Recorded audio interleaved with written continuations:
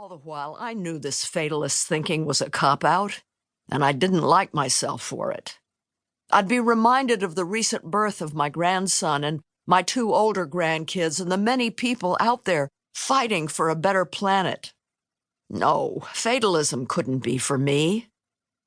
Yet I was compartmentalizing my grief rather than letting it into my heart.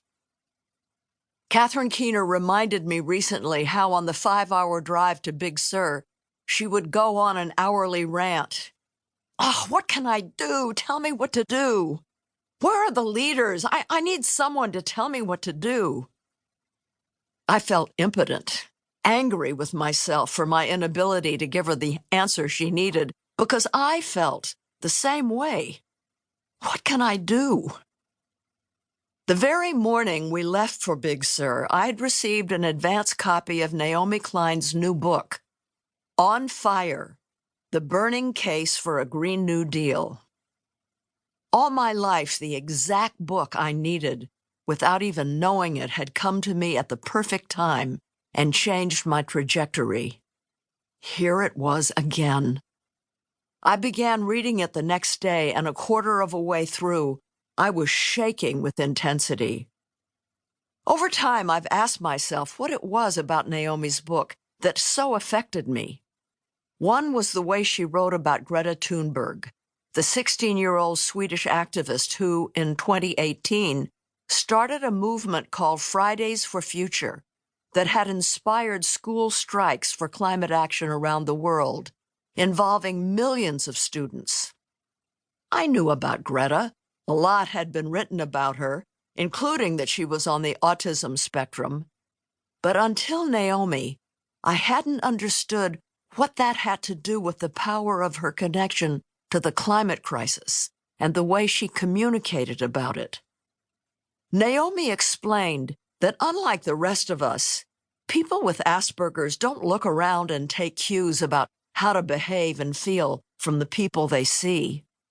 They receive information pure and direct. If they study the science of climate change, as Greta, a self-described science nerd, did, they aren't able to read the stark facts, feel scared for a while, and then go about business as usual. When Greta, with her unfiltered focus, her inability to compartmentalize or cope with cognitive dissonance, read the science showing disaster was looming, she didn't believe it at first. That can't be true, because if it were, nobody would be speaking of anything else. All people would be doing is trying to figure out how to fix it. But when she realized the science was true, and nobody was behaving as they should in a crisis, she became traumatized. She stopped eating and speaking. Reading this was like a kick in my stomach. I knew that what Greta had seen was the truth. That, as she said, we should be behaving as if our house were on fire, as if we were in a crisis, because we are. The brave young student was exhorting us to get out of our comfort zone and do something. Learning this about Greta permitted me to take the science into my own body. This was the second thing in Naomi's book that changed me: the clarity with which she conveyed what the scientists were saying in the 2018 Intergovernmental Panel on Climate Change, IPCC. Virtually unanimously, the scientists make clear that given the worsening disasters we're already seeing and the additional warming that's already baked in because we didn't act 40 years ago, we don't stand a chance at changing course in time without profound systemic economic and social change.